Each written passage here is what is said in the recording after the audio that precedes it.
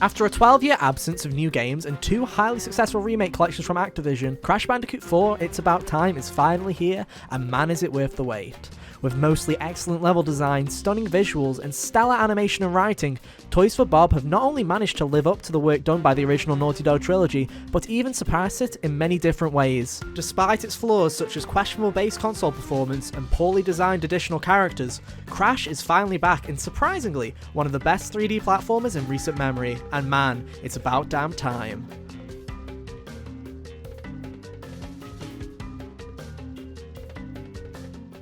Following on from the 105% completion ending of 1998's Crash Bandicoot 3 Warped, Cortex, Entropy and Uka Uka have spent many years trapped in that interdimensional prison. Using all of his energy, Uka Uka successfully rips a hole in the fabric of time and space, allowing Cortex and Tropy to once again return to their time, and with the help of some of Cortex's classic minions, attempt to destroy the Bandicoot siblings once and for all. As this happens, Aku Aku wakes up Crash and asks him to climb Insanity Peak, where he finds the first of the Quantum Masks, Lani Loli. Meeting up with Coco, Lani Loli tasks the pair with finding the remaining 3 Quantum Masks, defeating Cortex and Tropy, and to fix the dimensional rifts that appeared across the multiverse. And that's exactly what you'll be doing. The overall story is nothing compelling, but feels right at home in the Crash universe, feeling like both a return to the classic Crash games of old, but simultaneously feeling fresh with the way that these characters interact with their new dimensional environments. This is helped by excellent writing, which may be the best this franchise has seen, bar to Insanity that is, and excellent vocal performances that help to keep me engaged and entertained through this long and punishing journey. It's good to see you guys. It's been a long time for me. Oh, we lost touch in your universe too, huh? Yeah, you could say that. What did we, like, die or something? What? No, nope, no, definitely not. So how are things in your dimension?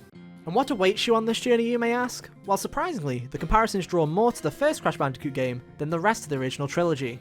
After completing the first 2 levels, you unlock the Dimensional Map, a similar map to the original game that allows you to progress from level to level in a fixed order. Some may see this as a step back from the Warp Room design of Crash 2 and 3, but it actually works out better in this format, allowing Toys for Bob to create levels and worlds with a progressing difficulty curve instead of having a group of levels with similar difficulty per Warp Room and a spike in difficulty between them. This map also adds some much needed charm and character to the game, with special animations that make each world feel truly unique. This is also where you're able to switch between both Crash and his sister Coco, who aside from different animations controls the exact same and has no meaningful differences in terms of gameplay. This allows you to choose your favourite of the 2 Bandicoots based on purely aesthetics alone. There are also 2 separate modes to pick from the start of your adventure, Retro and Modern modes. Retro keeps the classic Crash life system intact, requiring you to gather lives and Wumpa Fruit to keep your life counter high. Die on 0 and it's game over. Modern mode removes this life system entirely, allowing you to restart from checkpoints an unlimited amount of times, and replaces this life counter with a death counter instead, making the game more accessible to new and younger players. Crash 4 wants both new and old players to have their cake and eat it too, and this system works surprisingly well. But what should you expect from the actual level design of Crash 4?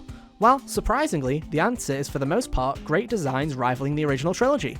Except for far too many off-screen crates scattered across levels, each main Crash level in this game is in my opinion excellently crafted, giving you a mixture of gameplay elements that for the most part are well made and provide a fair challenge to both newcomers and platforming veterans alike. Crash and Coco retain their movement sets from Crash Bandicoot 3 for the most part, with a double jump from the start, body slam, slide and spin as usual. All in all, it's the best Crash has intentionally felt to play ever, with slide spin jumps extending your movement distance platform to platform, and the double jump allowing you to reach new heights and recalculate difficult jumps you may have underestimated. The only problem is the slide jump itself, which kills your current momentum, making some platforming sections feel like they're grinding to a halt. Accompanying these classic moves is the introduction of wall running and rail grinding, which for the most part work as well as you think they will. Except for a couple of ugly hitboxes, rail grinding works surprisingly well and feels like an excellent addition to the moveset. Wall running is a little bit more finicky, essentially sticking you to the wall for a set period of time. However, it is still used in interesting enough ways that I did not mind it being added to the core moveset, as it added some much needed challenge in later sections of the game. Alongside this core movement set is the introduction of this game's quote-unquote gimmick, the Quantum Masks. These 4 masks can be found in specific parts of levels and are made to alter the way you handle Crash platforming sections in different ways. Lani Lowly shifts parts of reality in and out, making for some interesting platforming puzzles, but ending up as the most lackluster of the 4 in terms of visual appeal. Akano, the gravity mask, allows you to perform a better version of the tornado spin from Crash 3, allowing you to constantly spin and decrease your overall fall speeds, allowing you to glide. It also additionally allows you to break body slam crates quickly. However, unlike in Crash 3, Akano is incredibly implemented, allowing for his platforming sections to be some of the most fun in the game, making use of tight platforming sections with obstacles such as TNTs and challenging jumps to make him one of the most rewarding of the 4 masks to learn. Kapunoa, the time mask, allows you to grind everything to a halt, allowing you to break otherwise impossible time crates and slow down falling platforms and stop enemies in their tracks.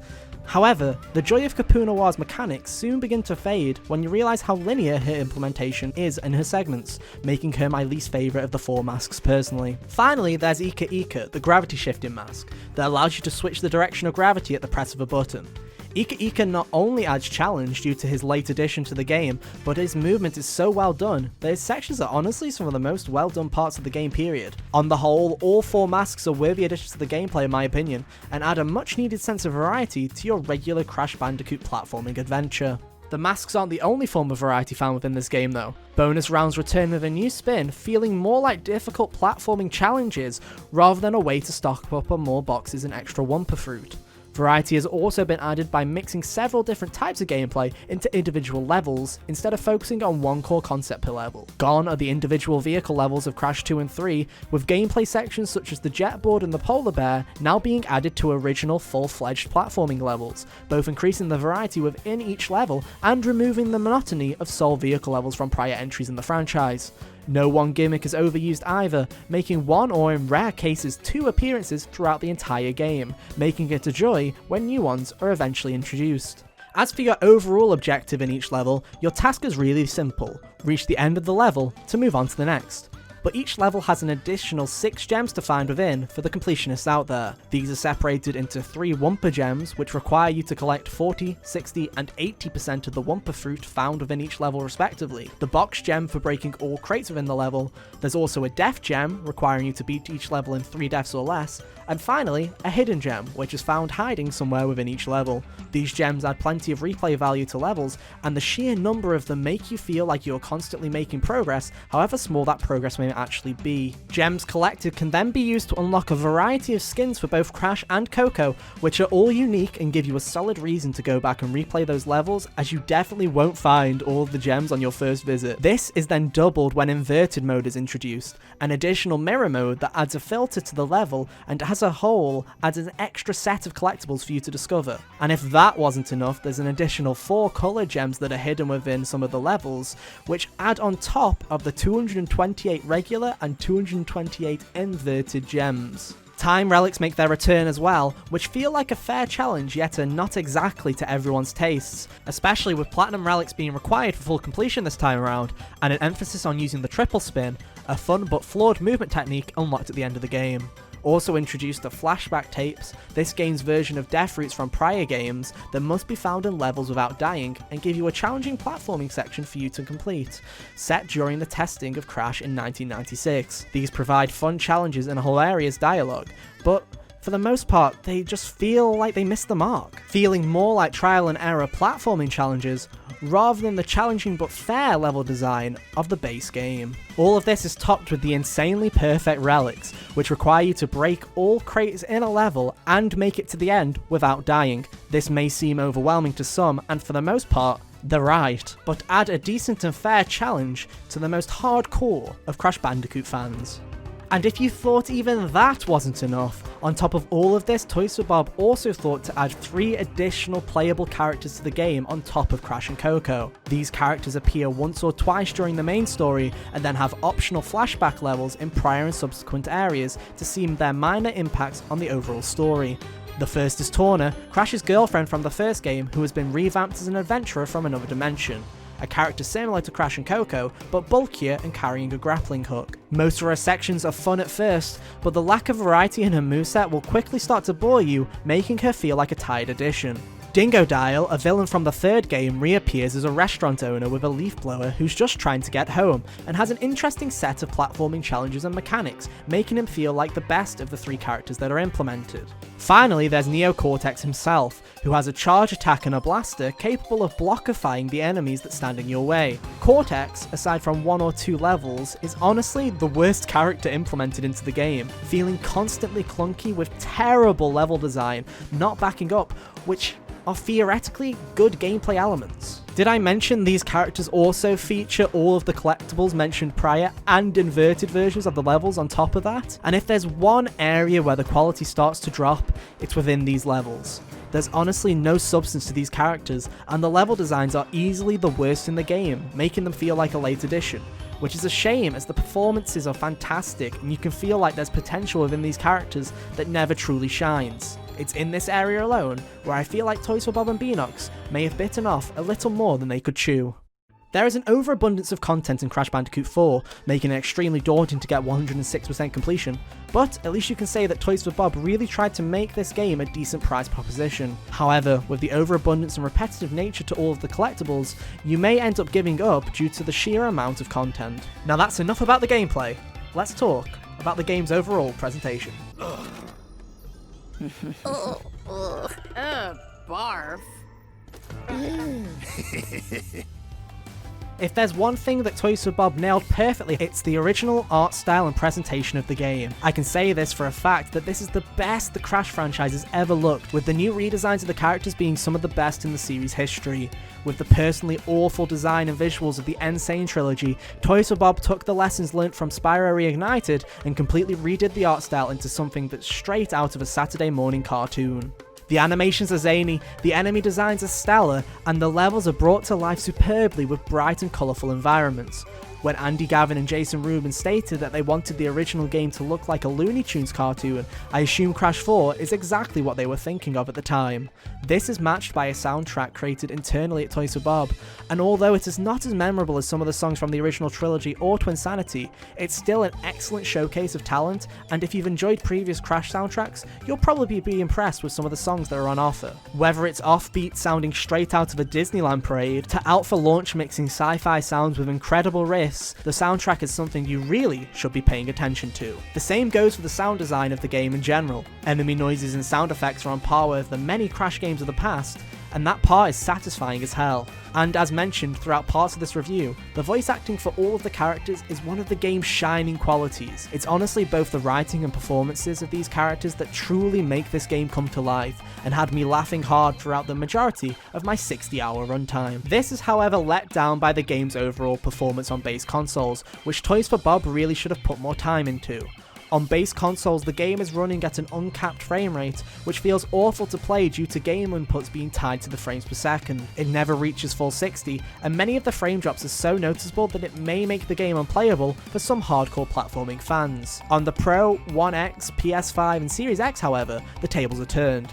The game finds itself locked at 60 for the most part, and that really is when the game is at its best.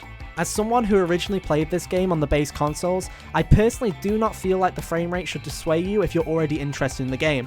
But if consistent frame rate in a platformer is something that you deeply care about, I'd consider waiting to play it on the next generation of consoles. Load times are also a concern, clocking in rather high on the current generation of consoles. This is fine for the most part when going from level to level, but as soon as you start restarting time trials and getting game overs, they become far more apparent. Again, these are shortened with the next generation of consoles, but if you are hoping for loads like the Year 1 patch of the Insane trilogy, prepare to be disappointed.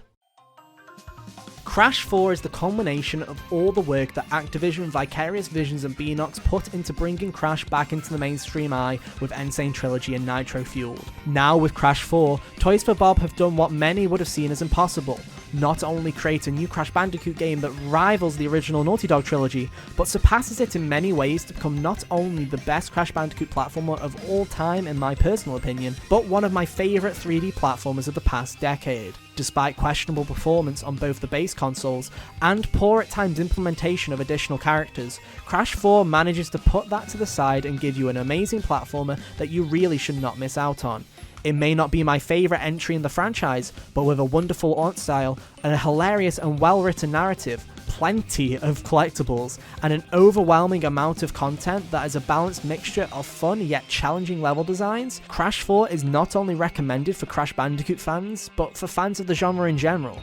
Its flaws on the base consoles may stop me from giving it a must-play rating, but in my eyes, Toys for Bob have nailed the Crash formula on their first attempt, and if this is only their first shot at Crash Bandicoot, I cannot wait to see where they take the franchise next. The series couldn't be in safer hands. And with that, thank you so much for watching. For more on Crash Bandicoot 4, be sure to check out our first impressions from episode 29 of our podcast HGO, or check out some of our other podcast episodes and reviews. If you liked the video, be sure to leave a like and subscribe for new content multiple times a week. With that said, thanks for watching, and we'll see you next time. Bye.